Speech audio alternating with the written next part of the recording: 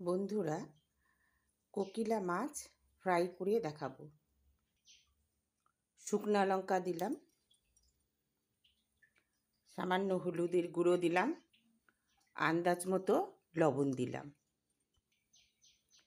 সরষার তেল দিলাম, এর মধ্যে দিয়ে ভালো করে মাছটাকে মেখে নেব।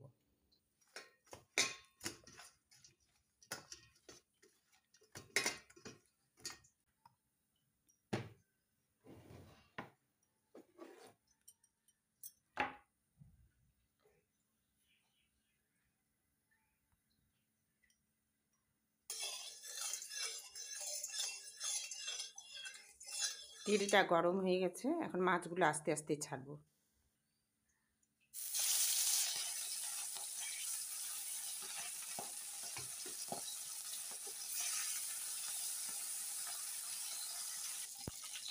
বন্ধুরা, মাছটা লাল করে ভাজা হয়ে গেছে, এখন এটাকে নামিয়ে নেব।